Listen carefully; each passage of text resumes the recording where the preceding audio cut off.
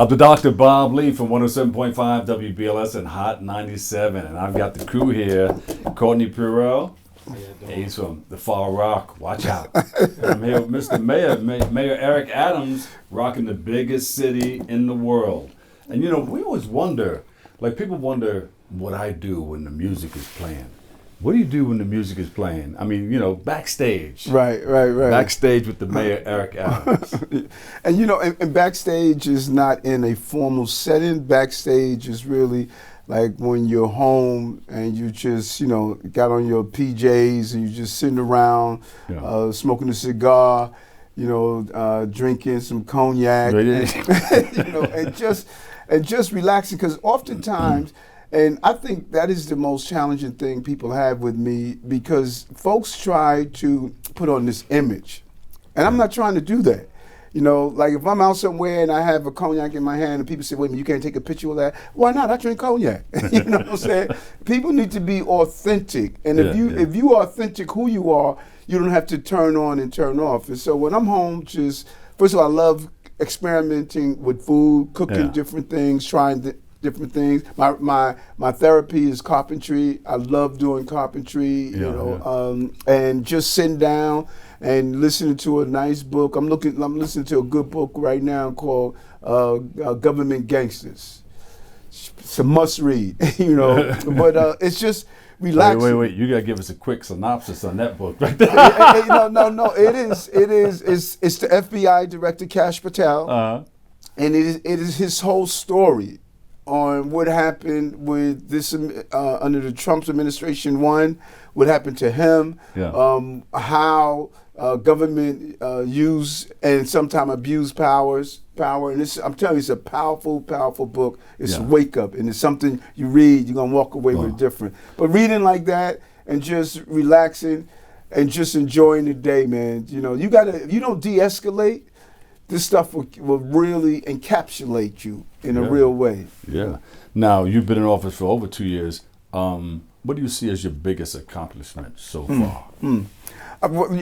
I've been in this game for a long time, man, over 40 years.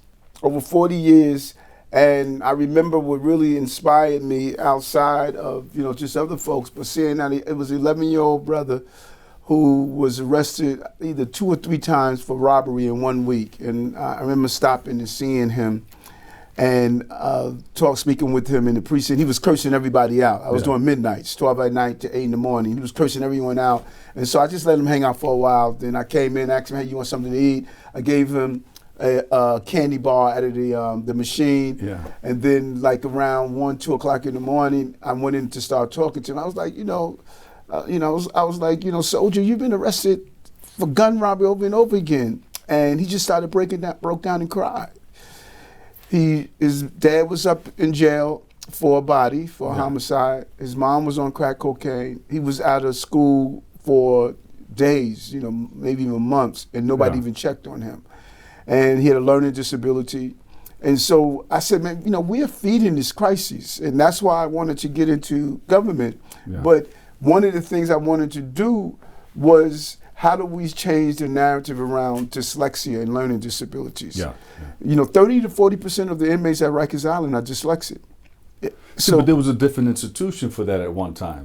I don't know what they were doing, but we need the real crime was, what did we do to our young people that they believe they can't learn? Because I'm dyslexic. Yeah. And so when we did our dyslexia screening now, and really basing this on phonics, we're catching people so that our young people don't think that they're dumb. Yeah. They learn differently. I didn't know until I was in college, that I was dyslexic. Mm-hmm. And so that's one of the achievements that I'm really happy about, that we are, the 150,000 young people we put into early learning programs, pre-K, 3K, all of this upstream stuff. I'm happy about our upstream approach. Because we can't let people fall in the river and then you want to pull them out downstream. We've done so much upstream approach.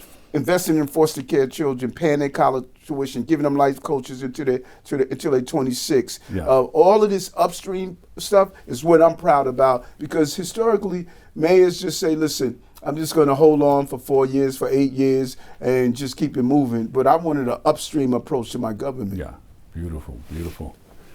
Involved in sports? Sports is more than just people being on the basketball court or on the baseball field or running the ball for a touchdown. It's economics, man. Yeah. It's economics. And when you do an analysis of our sports team here, baseball season to start, I think the Mets is tomorrow. Yeah.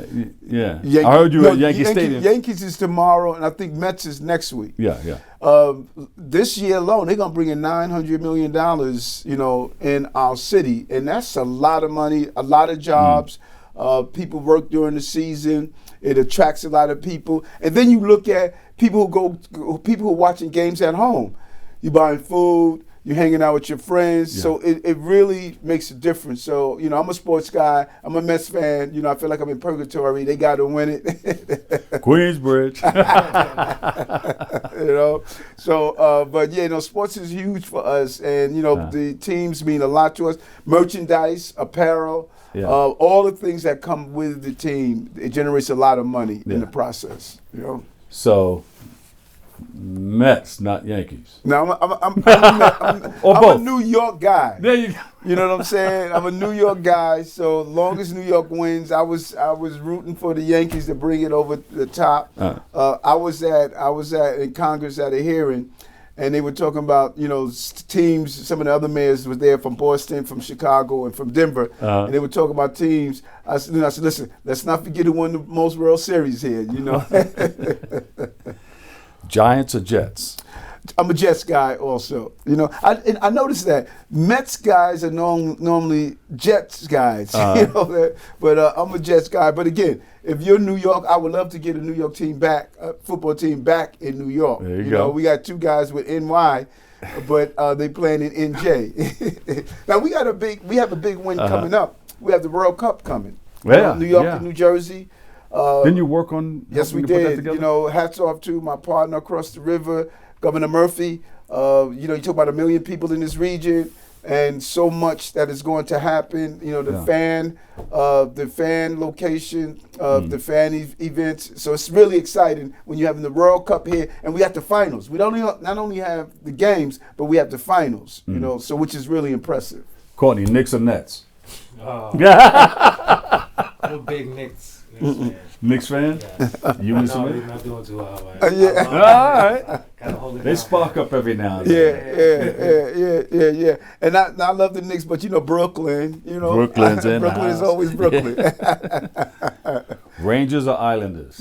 I'm going way out. Listen, I am a Rangers guy, and it was interesting. I always tell people I have life is about hockey moments. The first time I went to a hockey game, a friend of mine gave me tickets, and I was like, man, black people don't like hockey.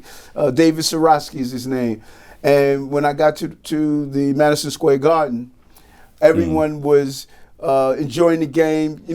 Many people don't know hockey does not have timeouts. It's constant playing. Yeah. And it was so much excitement. People were like giving me a pound, sharing their popcorn. We were laughing. And it dawned on me, like, who said black people don't like hockey? We can't let people tell us what we don't like and like. Yeah. And that was a hockey moment for me, man. I said, I'm never going to allow people to tell me what I can like and what I can like. That's what I tell Jordan. He and I are taking golf lessons now together. And I'm like, don't let people tell you based on their stereotypical beliefs what you shouldn't like and what you should like. Whole lot of black folks. We got one or two great black hockey players. More and more will if we were teaching them young people how to ice skate, how to play the game. Yeah, If we so big on, black people are not supposed to like it. We got to move away from that. Yeah. Beautiful. Could you tell us more about how your administration is ensuring that New Yorkers and black and brown communities are benefiting from critical housing policies? So important. A lot of people don't realize we broke records in housing in individual years. The number of units of housing that we were able to build, we broke records in year 1 and year 2, and we believe we're going to break it in year 3. Yeah. But it's fiscal years that you're looking at, so the report is not out until June. We moved more people out of shelters into permanent housing in year 1 and year 2 in the history of the city. More people on FEPS vouchers. These are the vouchers that will compensate or would supplement the cost of your rent. More people are participating in that program in the history of the program. And then we passed what's called City of Yes. Yeah. We're building more housing throughout the entire city. where every community is now going to have a role in building housing. And when you look at the demographics, go into any shelter, brother, and you'll see who's in the shelter: black and brown people. Yeah. You see people who are, even living on the streets, black and brown people. So every time we build more housing, it's directly impacting those who traditionally didn't have housing, that's why, having my brother here, his story is an amazing story. Yeah. It's an amazing story, and it's about housing. And a home is more than just four walls. It's the precursor to me to sleep that allows you to experience the American dream. I'm that table, that couch. Memories are made. Being able to have a bed to sleep in. That's the foundation of you enjoying the prosperity of the city. And so we're doing major development, the Brooklyn Atlantic mixed-use plan. This is a major development we're doing. The community led that plan. In my old neighborhood, Jamaica, Queens, we're doing a project that's going to bring in 12,000 new units of housing, 4,000 permanently income restricted housing. Also jobs, 7,000 jobs. It's a $300 million improvement in our sewer system. Everybody in Queens talk about the sewer problem, the backup problem, So it's a holistic approach in what we are doing and what we're accomplishing. Yeah, beautiful. Wow, you could work on WBLS too, breaking records. We break records here. So there's some reports out there that you've broken, speaking of records, all-time jobs record. Yes. For the 10th time. Tell us about that. Yes, it's huge. The city has come back. And brother, we did it in 2.5 years, really. We're in 3 years and 3 months. But in 2.5 years, people told us it was going to take us 5 years to turn around the city. And you are judged on how well you manage a city based on bond raters. Bond raters determine, are they going to give you a AA? Are they going to give you an A-? They do that judging. They raised my bond rating when I became the mayor after my first year. And each year they did a review and say, this guy is managing the city through crisis, through COVID, through 200,000 migrants and asylum seekers, etc. What we knew we had to do, we had to put people back to work. That was the key. We were hemorrhaging jobs. No one was coming into office spaces. We were having a real problem. And we didn't do it by being in the sterilized environment of City Hall. We went into the streets. Yeah. We have more jobs in this city, in the city's history. And we broke our record. When we first broke that record, we started breaking it over and over and over and over again. We broke it 10 times in a row. Yeah. More small businesses are operating now in the city's history. And we went into the communities and held hiring halls with Henry Garrido, the head of DC 37. And it was amazing when you were seeing folks who never was employed before, and we were engaging them and talking to them, going into NYCHA developments, going into community centers and holding these hiring halls and hiring people on the spot. Yeah. Having employers there, not only city employers, we had private industries who were there, and we were interviewing people, finding out what they wanted to do. Some people were doing career changes, and that fed into the improvement in our jobs and breaking our job records. But we also needed to make small businesses easier to run and operate in the city. So I had the deputy mayor look at all the fines that we were hitting on small businesses and said, listen, let's find out the ones that we should be no longer doing, find out which one we should give a cure period so someone can come in and say, listen, you have this problem, fix it, so we don't have to fine you. And we saved millions of dollars to small businesses by doing this. That improved our numbers. When we came into an office, black unemployment was 4 times the rate of white unemployment. We decreased employment in the black and brown community by 20%. And overall, the city, we decreased unemployment. And that's the results are speaking for themselves. Great. Do you mind if I get a little more personal? Feel free, brother. Anybody in here? I'm an open book. You mind if I get personal, guys? I'm an open book. Can I do it? Yes. Okay.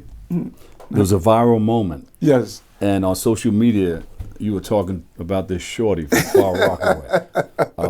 Can you tell us more about that? Well, first of all, I have a lot of viral moments. Who was that shorty? A lot of viral moments. I have a lot of viral moments. Not a you lot know of that? shorties, a lot of viral moments. You know, and it goes into my brand, man. It goes into my brand of, you know, I was overall playing and joking and having fun in the town hall. You go into these town halls and these mayors, they want to be so detached and perfect. Yeah. You want to go in there, you want to break the atmosphere. You want to let folks know I'm one of you. Now, I had a lot of girlfriends, you know, from 13 on, you know, and you know, I don't kiss and tell. But, you know, it just shows, it goes to show, think about for a moment, it goes to show you the power of saying just one word. I said I had a shorty. And all of a sudden, you know what I'm saying? All of a sudden, everybody's like, because you know why? They're so used to plastic elected officials that want to tiptoe around their descriptive moments. And that's not me, brother. You know. But how, describe this shorty. I can't give you a description of her because her boyfriend back then. You know, but no, it was a moment of just being fun and breaking the ice and just laughing a little, and everybody broke up and started laughing because I was at the beginning, and then after they started laughing, they said, you know what, we can have a real conversation with them because people don't appreciate the lubricating value of a laugh. Yeah. You know, stop being so, everybody's so stuffy, everybody's afraid to have fun, everybody's all wrapped up, all the stress and anxiety. Listen, I'm enjoying every day of my life, man. When I wake up and I put my feet on the ground, God bless me with another day, I'm going to be authentic Eric, and I'm going to have a lot of fun while doing it. Yeah. Now, while you were in Far Rockaway, yes, you met a young man. His name was Courtney Purell. Yes. Who your administration has helped. And I just want to ask Courtney a few questions. Tell us how this whole thing started. I know you were helped out, but where did it come from? Go from the bottom and then tell us why we're here. I was living in a dark era with my family in Coney Island. Yeah. And me and my wife had this conversation. We got to get out of here. We got to try to get our own. How do we do that? So we found out this program in the Bronx. But was it due to like a job loss or something like that? It wasn't due to a job loss. It was just the housing situation. We was living with her mom. Oh, okay. And her mom's house was already filled up to capacity. Yeah. So we had she already had a daughter at that time, which is my daughter now. I claim it now. Oh, beautiful. Beautiful. When my son was born, Messiah, we really didn't have room. So that's when it just started kicking in. So we just decided to go to the Bronx, let's start the shelter situation and just move on forward from there. But we didn't know that through the shelter system, they give you vouchers to help you pay for rent once you find your housing. But you have to maintain a job to keep that voucher. So I did my part. I'm having a job, but I'm just having the bad luck of finding housing. Yeah. You know, sometimes it takes you get on a list and it takes 8 years. So some people be like, oh, you're not gonna find no apartment like that. You gotta go to a shelter, they'll help you out faster. So that's what we did. We went to the shelter, through the Bronx. They placed us in describe that shelter before you move on. the shelter What in the were you Bronx. going through? Yeah. It was just like right now, it was just nervous because we didn't know what to expect. But luckily, we ran into one of the DHS police department officers, and she ran us the steps. What they're gonna do? They're gonna sit you down. They're gonna see what your situation is. They're gonna place you in a hotel for like overnight. You come back, and you're gonna go. They're gonna place you in your stay home shelter, your permanent shelter. After that, you wait 10 days. They're gonna figure out they're gonna send people to your to her mom's house, figure out what was the problem, and after everything is cleared, you stay there until you are able to find your housing. You get a case manager to make sure everything is on point. You're on the right track. You get a housing specialist who helps you find a house like we did at Far Rockaway, and that's out of 3 years. You praying for the whole all along. You praying, and the blessing came through. Right. What happened? What happened with the blessing? How did that happen? we just prayed on it. Hopefully we saved up enough, and the voucher came through, and we just had to put in the footwork. That's why a lot of people don't understand that. Yes, the voucher's there. Yes, the shelter's helping you out. The city could do but so much. You have to do that extra step and find where you want to live. Not everything is going to be peachy clean and this, that, and the other. But if you find something you like, you take it. Yeah. And you make a home out of it. And that's what we did. We went all the way to Far Rockaway. Yeah. And we found our house. We were able to view it. We agreed with the landlord there. And next thing you know, within a week, we moved in. We out the shelter. And We just drive from the there. mayor came to your school, your son's school. The mayor, yes. My daughter, all my kids go to the same school. Yeah. All the way up to the 8th grade. The mayor's coming to our school. Like, really? Why you coming to this school? What y'all do? But no, he was having a meeting, a town hall meeting. I was like, okay. nah, we gotta go. We gotta represent. We gotta show love. So when the time came, we was able to sit, and we was told that he was gonna only speak to the people at the table. So my daughter was so upset. She really wanted to talk to you. Yeah. So she thought she wasn't able going to speak to you. I stayed with my youngest daughter. She wanted to stay with me. I really wasn't thinking I was going to get a chance. That's why every time I kept sticking my hand up, the police officer was like, no, you're going to get a chance. I was like, all right. I was so ready.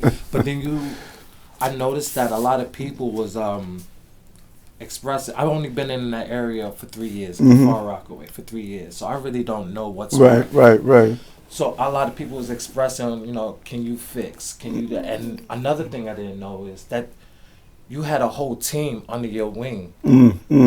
I thought that was just something we had to go to you for. Right. I didn't know we go to your team. Right. All the people that were standing up. Yes, those are my commissioners and directors. Yeah. So it's something that's in the back of my head that I knew, but I totally forgot. And I'm like, oh, God.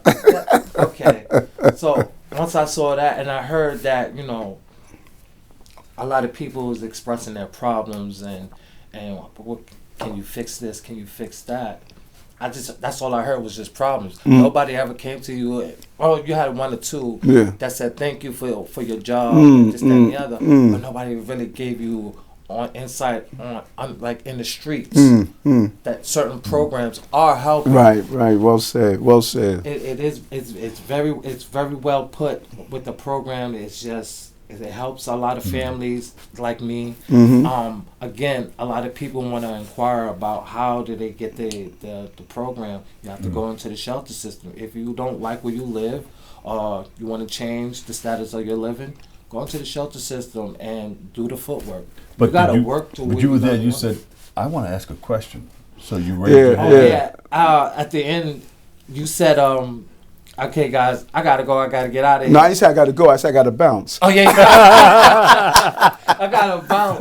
And I was so upset in my mind. I was like, no. You didn't get a chance to I ask didn't your get a question. chance. But you turned around and you looked at me and you said, "Give the brother the mic." He wanted to ask me a question. And I You was knew like, you were able to see that though. You know, That he had something to ask. Yeah, you know what? And it was just, sometimes you got to go with that inner voice.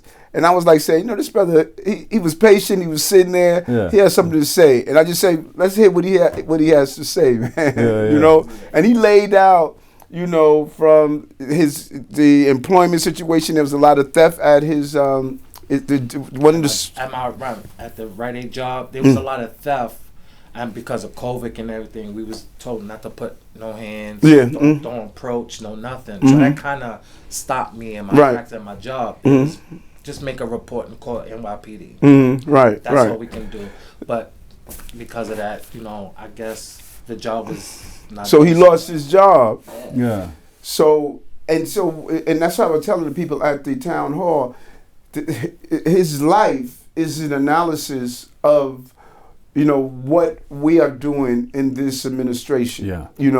This is why we go after those who are committing those shoplifting. They may say, well, this is a victimless crime. No, this is causing supermarkets and drugstores from closing down. Ms. Jones now has to get on the bus and go get a prescription. It is laying people off. When you have 575 people who have been arrested 7,500 times as repeated shoplifters, they're impacted. This is a real story. This brother lost his job because of a shoplifter.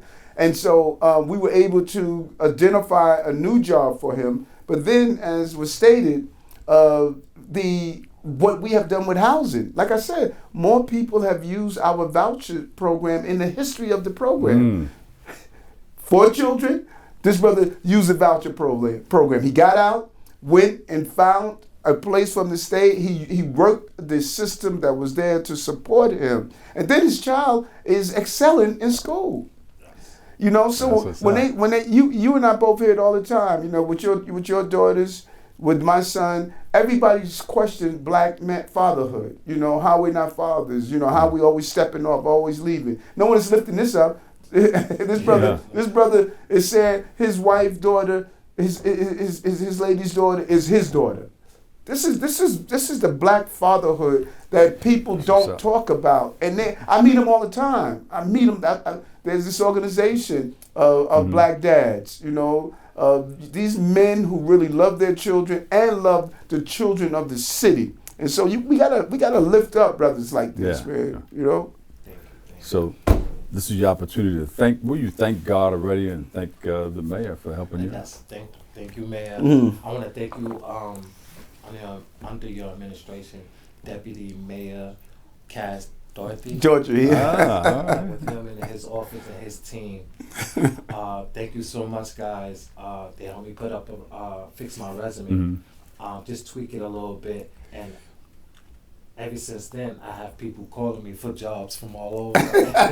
Oh, all right. So it was like, I'm gonna say live on TV. Can I get 10%? I'm on it. We're gonna do those hiring halls. And you know what's interesting that we're highlighting this case, but this is our story. Yeah. I mean, the number of people, doctor, that stops us and say, you know what, my life has changed. You know, I could go back to work because I got child care. You guys dropped the cost of child care from $55 a week, $220 a month to less than $5 a week.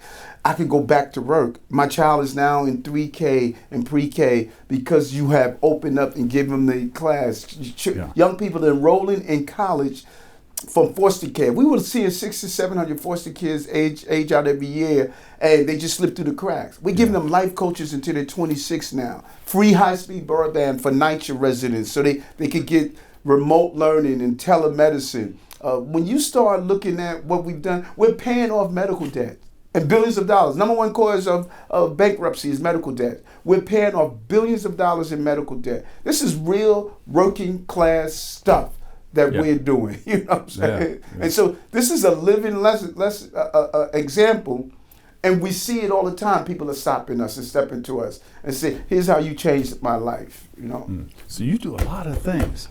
Tell us something that we didn't ask you. What the public, tell the public what they need to know from the mayor. And listen, let me tell you something. I try to be real about it as possible, man. These last 15 months have been the hardest months of my life. Yeah. You know, when you watch your life work, being tarnished, when you watching people who know you are making it seem like you're unethical, unmoral. I mean, people know me. I've been in this game for over 40 years, man. And your name is everything. And so the work you do, my North Star has been that every day I get up and I say, I'm fighting on behalf of New Yorkers. That's my North Star, that I get to meet this, man. I get to meet, people are going to be coming, his daughter's going to grow up and say, I remember my dad came to you. That's my North Star, man. And there's so much this team has done. You know, Cass Daughtry tonight. We took 20,800 guns off our street. You know, that's one gun that's not taking the life of one of his beautiful children. And so when you have to take all this false noise out there of who you are, and you just got to take it, man. You got to get up and say, you know what? I'm going to continue to do my thing. And history sometimes has to be kind to you. Present state is not. But history is going to look back and say, one heck of a mayor that we had in this city. Mr. Mayor, I heard that you can preach. Can you take us out with a prayer? Listen, and matter of fact, we should grab each other's hand. you know, because the struggles that we're facing are the struggles that men and women in general, but specifically black and brown men. When you look at who's homeless on our streets, you're seeing black and brown men. You look at who is incarcerated in our correctional facilities, you're looking at black and brown men. When you look at those who are victims of crimes, you're looking at black and brown men. And so the state that we're in, there's only one way out, and that's our faith, and that's the power of prayer. Prayer heals, prayer motivates, prayer ensures that you can move on, and we need to continue to not only lift ourselves up in prayer, but lift each other up in prayer. Yo. Courtney Purell, Fall Rock, Mayor Eric Adams, thank you so much Thank for you, coming brother. by and checking it all out. Yes. I'm the Dr. Bob Lee from WBLS and Hot 97, and we'll catch you another day, another way. We love you all. Hold on, wait, did we go off yet? No, we're still on. Hold on. We got to say happy birthday, Courtney. Oh, wait. You gonna send one of them shorties to take care of the kids? That's not what you get. You got me with the shorty thing. Ah. Are we singing the basic? Yeah, let's sing real quick. The basic happy birthday? Yeah. All right, 1, 2, 3. Happy birthday to you. Happy birthday to you. Happy birthday to Courtney. Happy birthday to you. And many more. I thought we was gonna start. You got your wish? Yeah, that's All right. Ah, there you go. That sounded like you guys had started that.